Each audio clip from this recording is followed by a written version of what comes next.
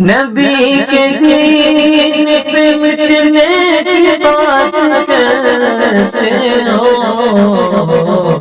حسین جیسا کلیجا کہاں سے لاؤ۔ 13 تا 14 تلاوت کیجیے۔ وَمَا ذَرَأَ لَكُمْ فِي الْأَرْضِ مُخْتَلِفًا أَلْوَانُهُ۔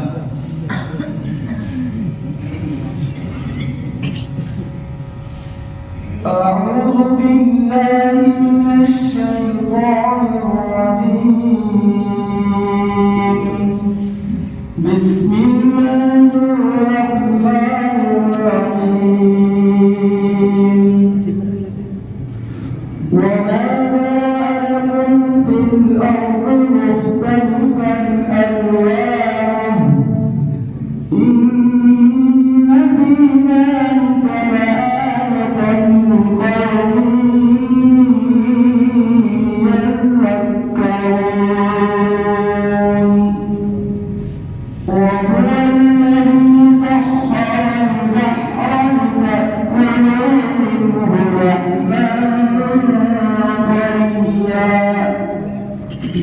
لتأكلوا منه لحما طريا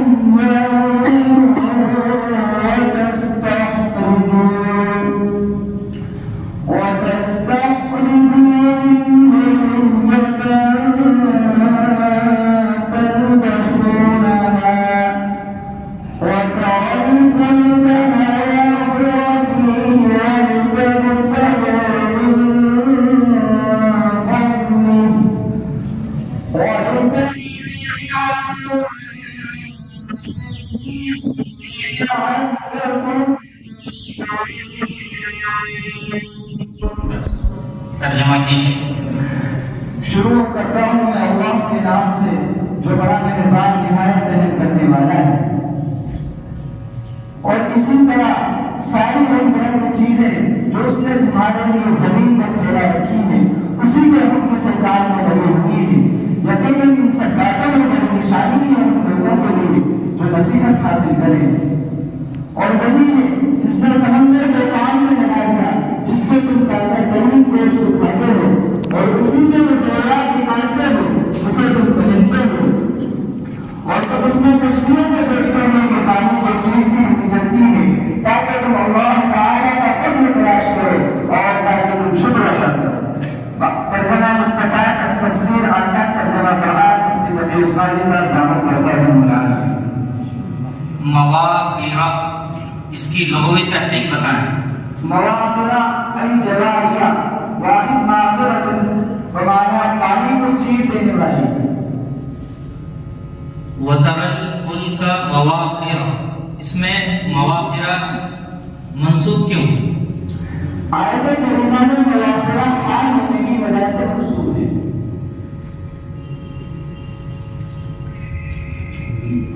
وَلَعَلَّكُمْ تَشْكُرُونَ، تشکرون کا مفعول کیا ہے؟ تشکرون کا مفعول اللہ ہے۔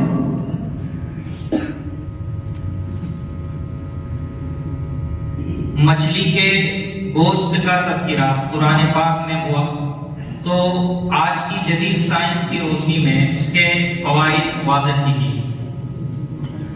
قرآن کریم میں جگہ جگہ اشارے میں قرآن مچھلی کا گوشت کھانے کی ترغیب دی گئی۔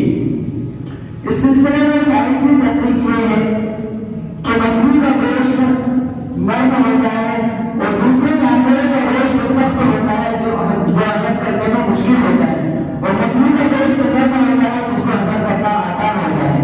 نمبر 2، یعنی چربی جو انسانی صحت کے لیے نقصان دہ ہے، لیکن عجیب بات ہے کہ مچھلی کے گوشت میں چربی بہت کم ہوتی ہے، اس لیے اس کا گوشت کھانے سے صحت پر زیادہ اثر نہیں پڑتا، اور جو تھوڑی بہت چربی ہے اس چربی کی ضرورت انسان کو ہوتی ہے، اس لیے اتنی چربی مفید ہے۔ نمبر 2، فش آئل یعنی مچھلی کی چربی اور اس کا تیل انسانی صحت کے لیے مفید ہے، اسی لیے بہت سی بیماریوں میں مچھلی کے تیل کے کیپسول استعمال ہوتے ہیں۔ نمبر 4، مچھلی میں مندرجہ ذیل 7 چیزیں پائی جاتی ہیں جو انسانی صحت کے لیے مفید ہیں۔ Number 1 protein, number 2 vitamins, number 3 minerals یعنی معدنیات، نمبر 5 فاسفورس، نمبر 6 پوٹاشیم اور نمبر 7 آئرن یعنی لوہا۔ جب سائنسدانوں کو اس تحقیق کے بارے میں پتہ چلا تو وہ حیران و شگفتہ رہ گئے اور قرآن کریم میں ایک سے احمد مریہ کے اندر اللہ تبارک و تعالیٰ نے سب کو بیان کر دیا۔ محاورہ سائنس اور قرآن۔ سوال نمبر 2 آیت 79 ألم يروا إلى الطير مسخرات في جو السماء أعوذ بالله من الشيطان الرجيم ألم يروا إلى الطير مسخرات في جو السماء ما يمسكهن إلا الله إن في ذلك لآيات لقوم يؤمنون۔ بس ترجمہ کیجیے۔ کیا انہوں نے پرندے کو نہیں دیکھا کہ وہ آسمان کی فضا میں اللہ تعالیٰ کے حکم پہ پابند ہیں، انہیں اللہ تعالیٰ کے سوا کوئی اور اٹھانے والے نہیں ہیں۔ یقیناً ان سب باتوں میں بڑی نشانیاں ہیں ان لوگوں کے لیے جو ایمان رکھتے ہیں۔ التصدیق، اس کی وضاحت کیجیے۔ التصديق سخر المسخر تصديرا اسباب التكوين السياقة الى الغرض المختص قهرا، کسی کو کسی مقصد کی طرف زبردستی لے کر جانا۔ قرآن کریم میں ہے وسخر لكم الليل والنهار، جو کچھ آسمان میں ہے اور جو کچھ زمین میں ہے۔ وسخر لكم ما في السماوات وما في الارض، جو کچھ آسمان میں ہے اور جو کچھ زمین میں ہے، اللہ تبارک و تعالیٰ نے اپنے کرم سے اس کو تمہارے لیے مسخر کر دیا ہے۔ فی جو السماء، اس سے متعلق امام بغوی علیہ الرحمہ نے کیا فرمایا؟ امام بغوی علیہ الرحمہ حضرت کعب اعظم رحمہ اللہ نقل فرماتے ہیں کہ پرندے بارامین کی بلندی سے زیادہ نہیں اڑ سکتے۔ بہارا تفسیر بغوی معالم التنزیل۔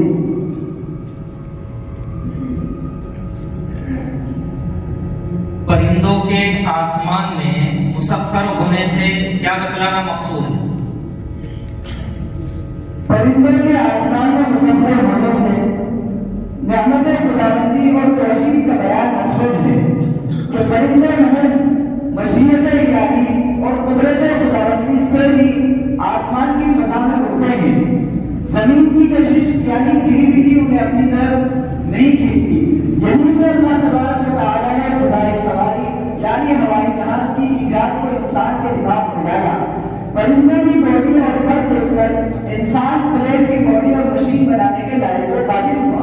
یہ تصویر بھی جانب اللہ ہے، ورنہ ہوش مند اور تجربہ کار پائلٹ بھی بے قابو ہو جاتا ہے اور جہاز کریش ہو جاتا ہے۔ بہارا مستقال تفصیل انوار بیان۔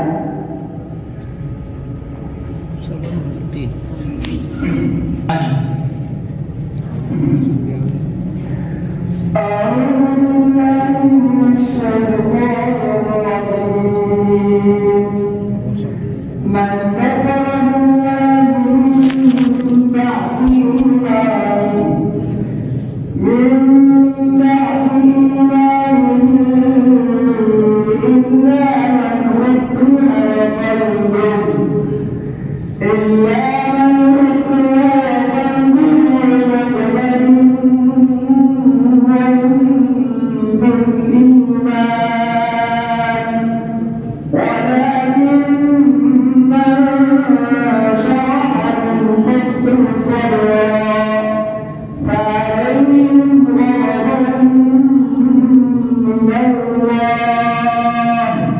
ولهم عذاب عظيم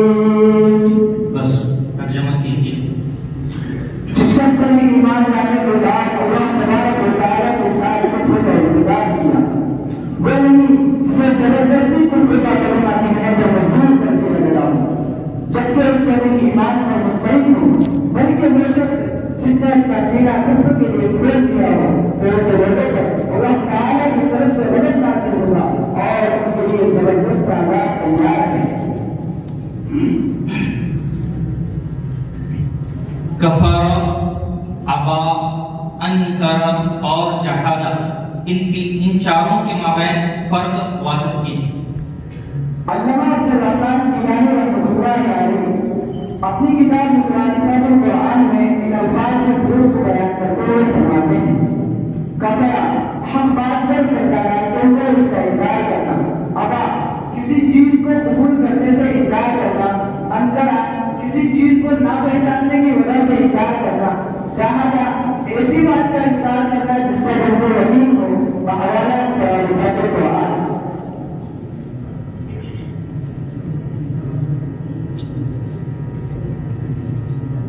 اکراہ ملجی کسے کہتے ہیں؟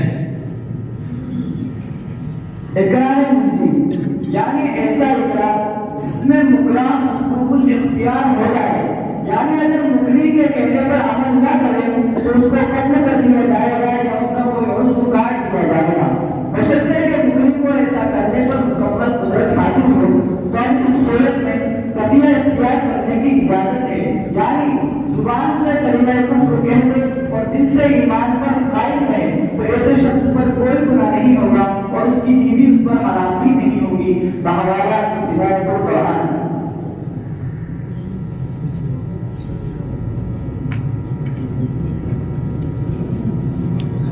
حضرت عمار رضی اللہ تعالی عنہ کو مذکورہ آیت کے شان نزول کے تحت یہ وضاحت آئی کہ حضرت عمار رضی اللہ تعالی عنہ کو کلمہ کفر کی رخصت پر صحابہ کرام کا رد عمل کیا تھا؟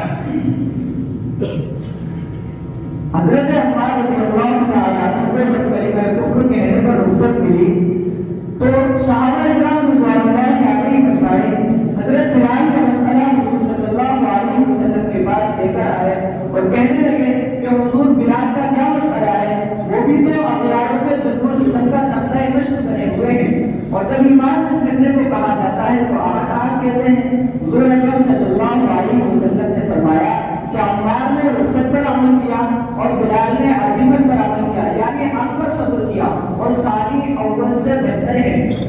الصبر علی البلاء، مصیبت علی البلاء، صبر علی البلاء عزیمت پر عمل کرنے سے بہتر ہے، کیونکہ پہلا قلب و لسان سے ایمان کا اظہار کر رہا ہے اور دوسرا فقط قلب سے ایمان کا اظہار کر رہا ہے۔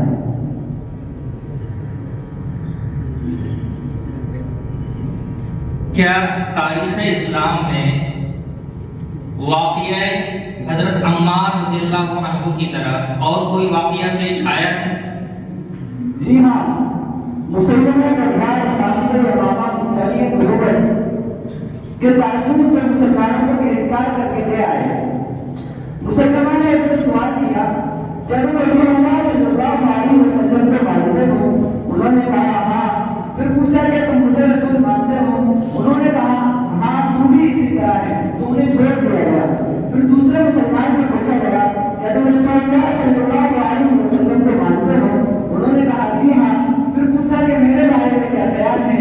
تو انہوں نے ذلت آمیز لہجے میں جواب دیا کہ میں پہلا مجھے کم سنائی دیتا ہے، تو مسلمہ نے انہیں قتل کروا دیا۔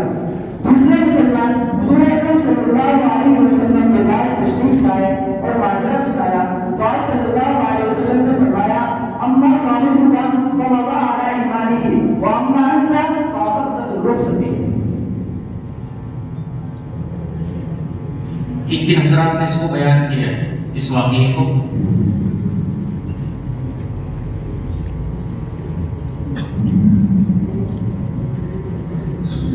صاحب گلدستہ تفاسیر، صاحب روح المعانی،